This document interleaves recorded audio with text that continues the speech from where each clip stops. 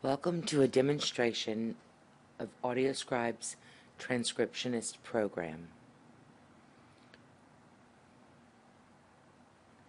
We're going to go to the Start button and click on Transcriptionist.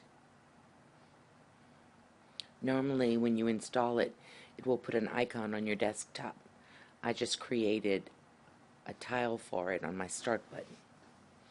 So once Transcriptionist opens, we're going to click on the new icon.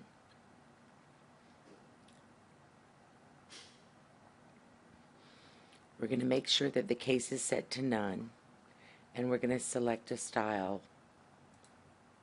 AudioScribe normally creates a style for you when you purchase the product. In the job title, you can go ahead and type in something that reminds you of the job that you're going to do.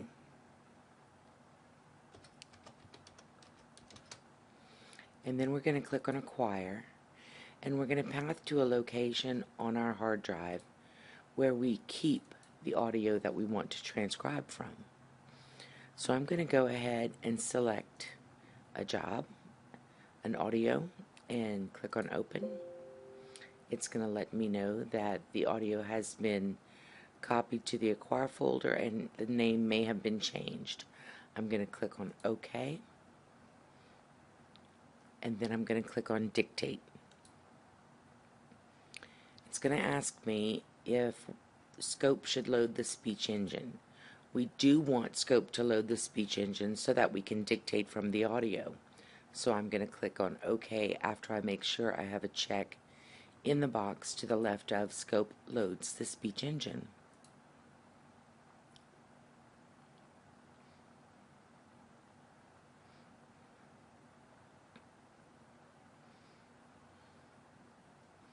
As you can see, it's opening the speech engine here at the bottom of the screen in the green taskbar.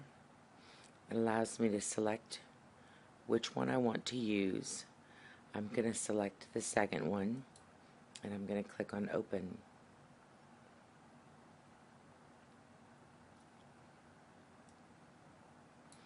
I'm going to resize my screen.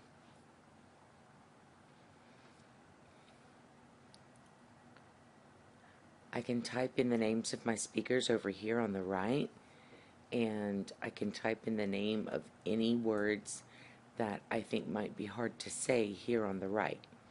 Normally, we do not know what words are going to come up that are hard to say until we actually start dictating. So the first thing I want to do is make sure that the volume on my audio is actually up. That means all the way to the right. And I'm also going to do the sound setup. The audio setup wizard is what we call it.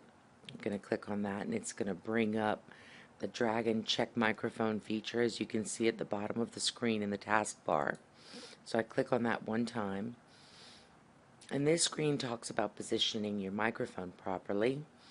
If you're using a headset, that's very helpful. If you're using a mask, this is pretty much irrelevant. If you're using a desktop microphone, it's also irrelevant, but you do want the microphone pretty close to your face. We're going to click on Next, and because I'm going to be doing this in my mask, you're not going to hear me do it. I'm going to click on Start and then read what I see in here. Here we go.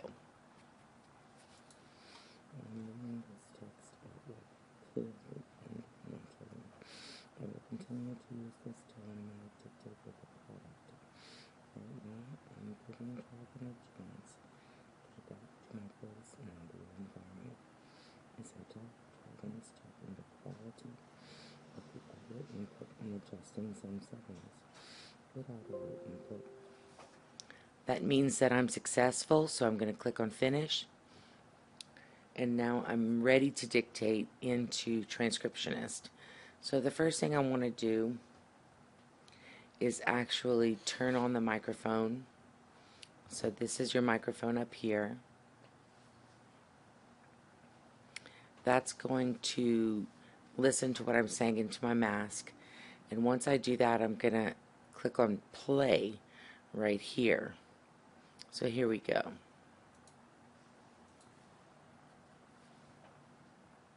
Now, doctor, did you have occasion to examine and treat Mr. Derek Mannion? Yes, I did. And may I assume that you have an independent recollection of your treatment of this individual?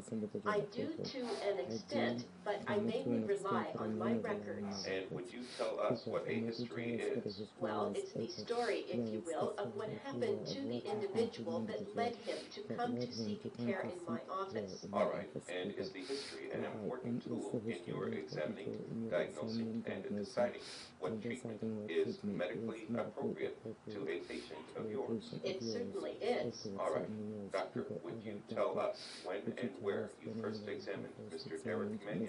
January 27th of this year in my office. Can you relate what history you obtained from him? Well, while working for the railroad, he was releasing an air brake on a car which began to roll backwards, and he was struck in the face and knocked flat on his back.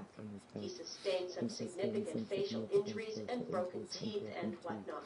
Please go on. Thereafter, as he began to recover from the more acute pain of the facial injury, he began to notice a degree of back pain, with some extension of the pain into his legs. That was something that would occur with certain working positions mainly. Did you say with certain working positions? Yes. When he was more sedentary, he would have little or no pain, but when he was in the position, as he would often be as a welder, holding himself for a prolonged period of time in an awkward position, he would have pain. All right. And do your notes reflect when he noticed the pain in his back? How soon after the accident was it? Within a week or two after the initial injury, when his facial injuries began to subside to an extent. Okay. When he presented himself, what, if any, complaints of pain did he have? He had complaints of pain in the low back, and to some extent in the legs when in various working positions. Did you perform a neurological examination of him at that time? Yes, I did. What did that examination consist of, and what did it reveal? Well, what we do when we do a neurological examination is check reflexes. We check the reflexes in the legs, check the strength of the muscles, check back mobility, and check sensation in the legs.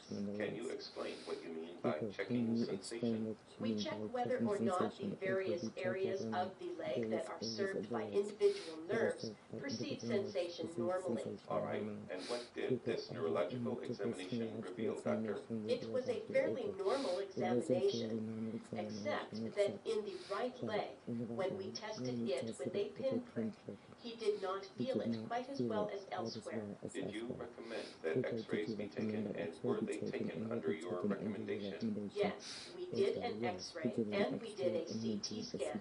An x-ray is basically a picture of the bones. And what is a CT scan? A CT scan is another type of x-ray which gives us a better picture of soft tissues.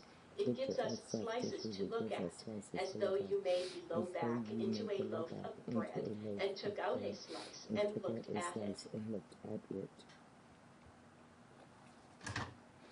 Now we're going to turn the microphone off, and we're ready to begin the next phase, which is doing correction to improve accuracy. So I'm at the top of the screen,